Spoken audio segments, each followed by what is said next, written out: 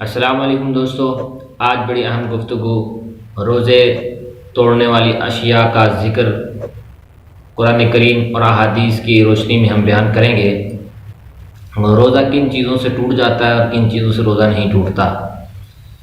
تو میرے دوستو، قرآن کریم نے ایک اصول بیان کیا ہے کہ تم مباشرت کرتے رہو یہاں تک کہ صبح ہو جائے، پھر صبح صادق سے لے کر غروب آفتاب تک تم کھانے پینے کی چیزوں سے رکے رہو۔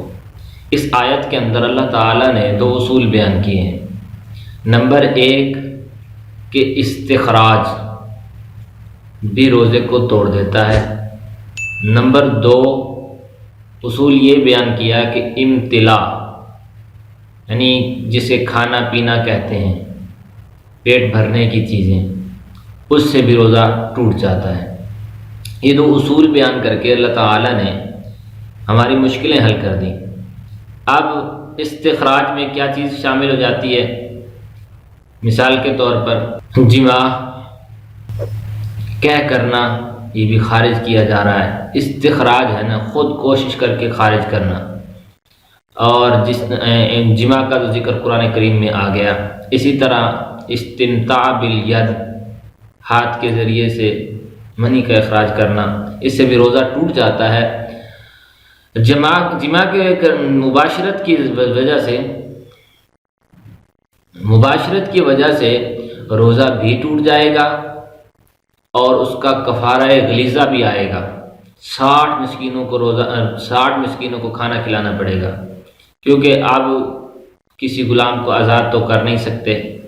نمبر دو، 1 مہینے کے روزے تو بمشکل رکھے جاتے ہیں، تو تیسری صورت ہی بچتی ہے کہ 60 مسکینوں کو کھانا کھلایا جائے گا۔ 61واں روزہ جو ہوگا اس کی قضا کا ہوگا۔ تو میرے دوستو، کسی نے جان بوجھ کر کھا پی لیا، روزہ رکھ کر پھر جان بوجھ کر کھا پی لیا، اس کی بھی یہی ہے کہ قضا بھی آئے گی اور اس کا کفارہ بھی آئے گا۔ نمبر دو، استمتاع بالید کہ مشت زنی جسے کہہ دیتے ہیں، مشت زنی سے بھی روزہ ٹوٹ جاتا ہے اور اس کی قضا بھی آئے گی، کفارہ نہیں آئے گا۔ بعض علماء کہتے ہیں کہ سزا کے طور پر اسے رکھنا چاہیے، لیکن اصول کے دائرے سے نہیں آنا چاہیے، کیونکہ یہ مباشرت کے ایک معنی میں نہیں آتا۔ ہاں، نفسانی خواہشات کے اندر آ جاتا ہے، نفسانی خواہشات سے رکنا بھی تو ضروری ہے۔ تو یہ استخراج ہے، خود نفع حاصل کر کے یہ خارج کر رہا ہے، تو یہ بھی۔ اسی طرح حیض و نفاس ہے، حیض و نفاس سے بھی روزہ ٹوٹ جاتا ہے۔ کوئی عورت صبح روزہ رکھا، دوپہر کو حیض و نفاس شروع ہو گیا تو پھر اس کا روزہ ٹوٹ جائے گا، ختم ہو جائے گا۔ وہ شام تک ہو سکے تو وہ روزے کی حالت کی طرح ہی رہے، یعنی کھائے پیے نہ۔ اگر اسے زیادہ ہی بھوک محسوس ہو رہی ہو تو وہ کھا سکتی ہے، اس میں اجازت ہے۔ اسی طرح کسی نے جان بوجھ کر کہہ کر دی، الٹی کر دی، اس سے بھی روزہ ٹوٹ جاتا ہے۔ ہاں، خود بخود اگر کہہ آ جائے تو اس سے روزہ نہیں ٹوٹتا۔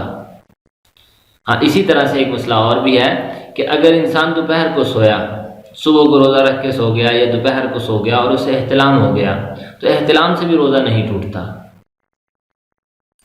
مباشرت اور چیز ہے، استمتاع بالید اور چیز ہے، اور احتلام اور چیز ہے۔ احتلام سے روزہ نہیں ٹوٹتا۔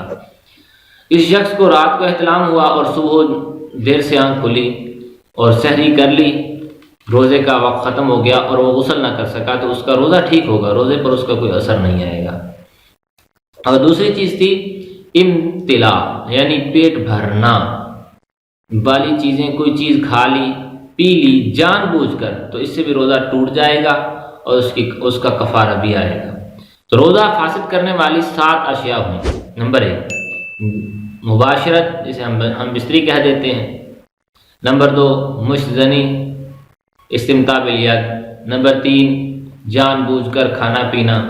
نمبر 4 وہ اشیاء جو کھانے کے معنی میں استعمال ہوتی ہیں، مثال کے طور پر انجیکشن لگوانا اور ڈرپ لگوانا، جو خوراک کے طور پر مقوی للغذاء ہو، طاقت کے لیے وہ لگوا رہا ہو، تو اس سے بھی روزہ ٹوٹ جائے گا۔ ہاں، دوائی کے لیے، علاج کے طور پر، درد کے طور پر، جیسے انسولین لگا جاتی ہے یا درد ہو رہا ہے تو ٹیکا لگوایا جائے تو اس کی گنجائش نکل آتی ہے، لیکن یہ جو طاقت کے لیے ٹیکا لگوانا اس کی گنجائش نہیں ہے۔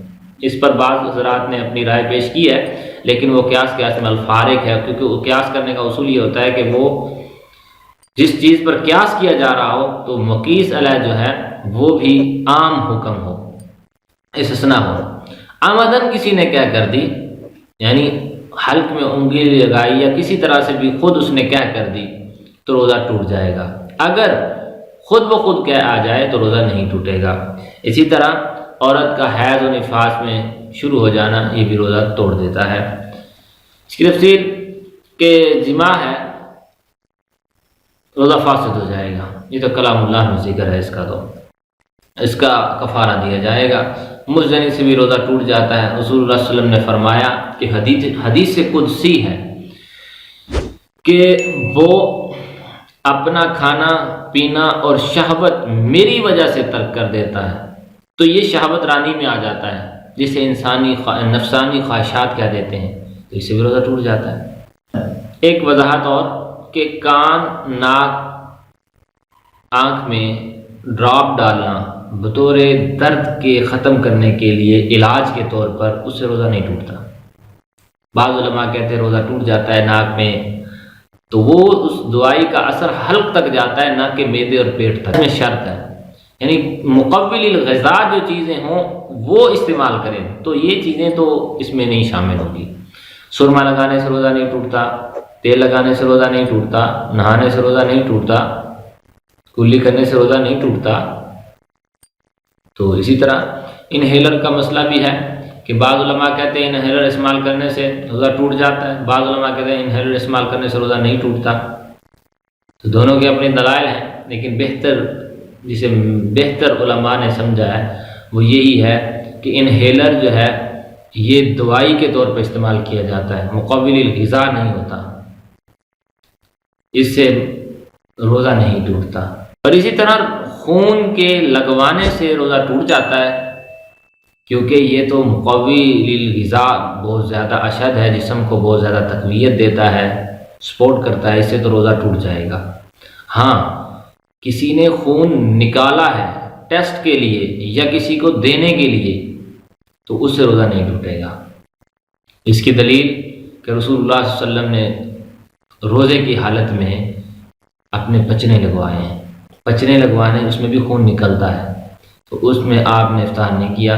باقی رسول اللہ صلی اللہ علیہ وسلم نے فرمایا کہ جو شخص پچنے لگوا لے، اس میں علماء نے حکمت لکھی ہے کہ جو شخص پچنے لگوائے اور پھر شام تک اپنی بھوک برداشت نہ کر سکے تو اس کے لیے اجازت ہے کہ وہ روزہ کھول لے، بعد میں اس کی قضا کر لے، تو وہ اور چیز معنی میں ہے۔ لیکن اگر کسی میں طاقت ہے خون دینے کے بعد، ٹیسٹ کروانے کے بعد شام تک روزہ رکھنے کی، اس کا روزہ نہیں ٹوٹتا۔ اسی طرح ایک مسئلہ کہ جب سینے کی درد ہو جاتی ہے، دل کی درد ہو جاتی ہے، تو ڈاکٹر حضرات نے ایک گولی منتخب کی ہوتی ہے کہ اس کو زبان کے نیچے رکھ لیں تو آپ کی دھڑکن برابر ہو جائے گی۔ تو زبان کے نیچے اس گولی کے رکھ دینے سے روزہ نہیں ٹوٹتا۔ اس کی دلیل وہی ہے کہ کرلی کرنے سے وضو اور روزہ نہیں ٹوٹتا۔